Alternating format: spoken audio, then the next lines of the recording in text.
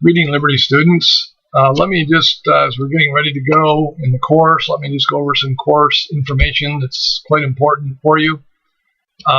Again, please read this announcement carefully and let me know if you have any questions.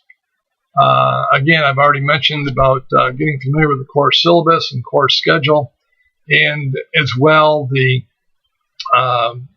course shell itself.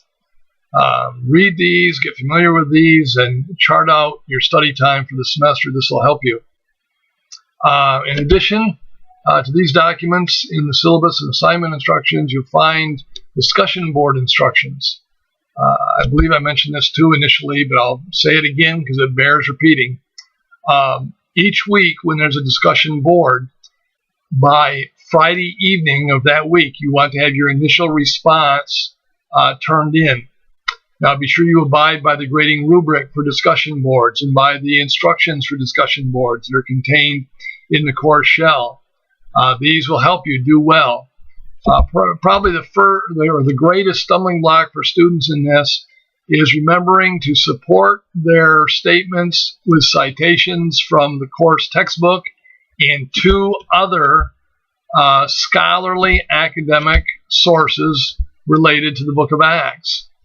You must cite these to support your points, and you must cite them properly according to Turabian footnoting and then bibliography. If you footnote a source, then there ought to be a bibliography to follow your post that indicates the total number of sources in proper format according to Turabian.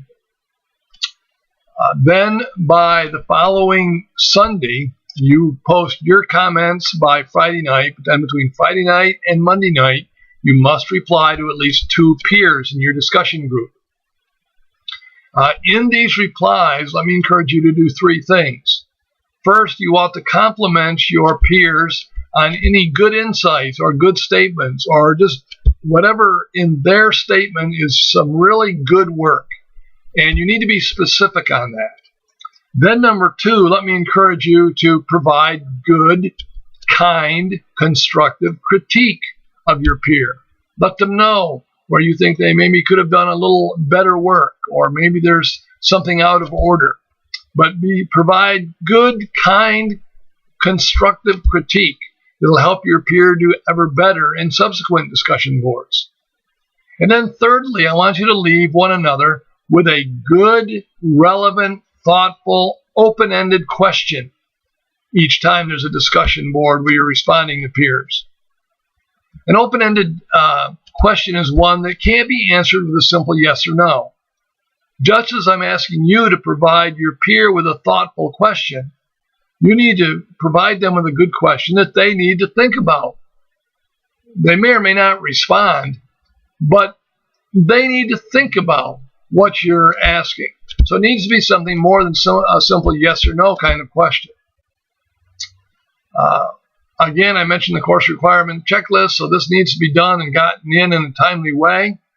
When we begin on the 16th, get that done right away. You need to complete that no later than by Wednesday of the first week, or you could be dropped from the course.